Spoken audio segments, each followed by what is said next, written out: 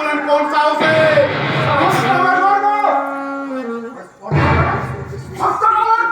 অহংকার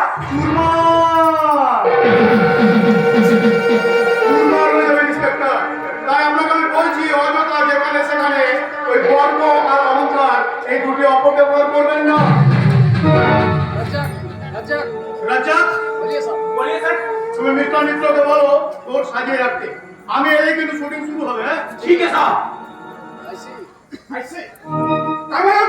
হ্যাঁ আমি সুন্দরম এন্টারপ্রাইজের প্রডিউসার শেখ সিরাজ। শিক্ষাভিত্তিক ধর্মমূলক ছবি প্রডিউস করা আমার একমাত্র লক্ষ্য। আপনার লক্ষ্য যে কত বাস্তবসম্মত তার জ্বলন্ত প্রমাণ আমি কিছুক্ষণ আগেই পেয়েছি। What do you say sir? আমি একটা কথাই বলতে চাই, যে ছেলেটা আমার তারা খেয়ে আপনার এখানে এসে আশ্রয় নিয়েছে সেই ছেলেটাকে আমার সামনে হাজির করলে প্রমাণ হয়ে যাবে আপনি কতটা সোজা ভাষায় কথা বলছেন। আপনি কি গাঁজা খেয়ে এসেছেন? গাঁজা?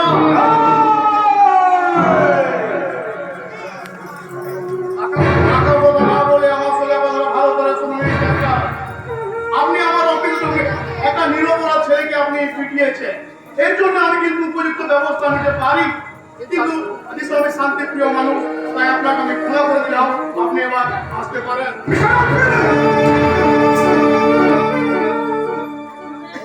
শান্তনু ব্যানার্জি, আরে কি বলছেন? বলুন কি বলবেন?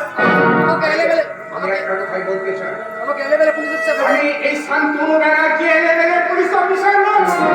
আপনার কথার জাদুতে মুক্ত হয়ে সে তার কর্তব্যের পথ থেকে সরে দাঁড়াবে। কি করবে? আরে কি করবেন কি ইন্সপেক্টর? আপনি আমাকে জঙ্গি সন্দেহ করে লকাপে ঢোকাবে নাকি মুম্বাই বিস্ফোরণ হামলার অভিযুক্ত হিসাবে আমাকে জেলে ভরবেন? মিস্টার আফ্রিদি, এটাই তো এসেছে।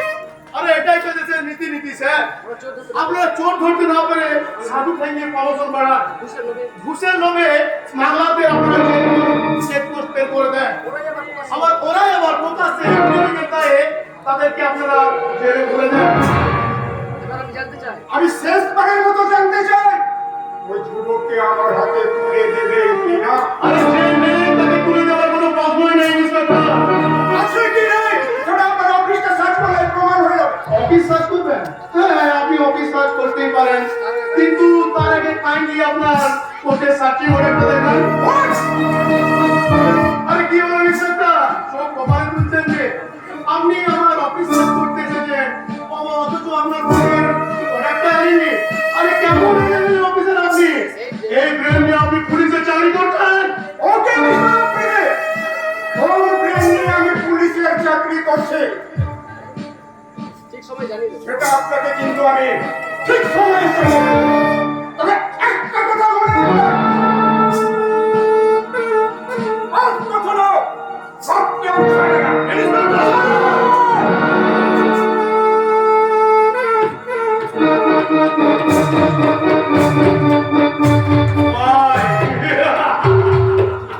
ইন্সপেক্টর শান্তনু ব্যানার্জি, তোমার এত বড় সাহস যে তুমি আমার হ্যাপি ম্যানশনে পা বাড়াও। তোমার পাগুলো আমি কেটে নেবো জানো? কিন্তু আমার ব্রাউন সুগার, আমার 20 লাখ টাকা ব্রাউন সুগার।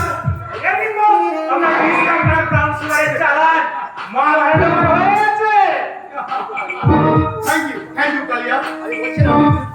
আমি বলেছিলাম না মাল ঠিক সময় হ্যান্ড ওভার হয়ে যাবে।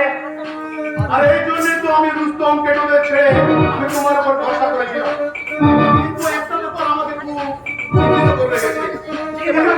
এই পুলিশ তোমাকে সন্দেহ করে আমার অফিস পর্যন্ত চলে এসেছে, হয়তো তোমাকে চিনেও ইন ফিউচার যদি তোমার কোনো বিপদ হয়।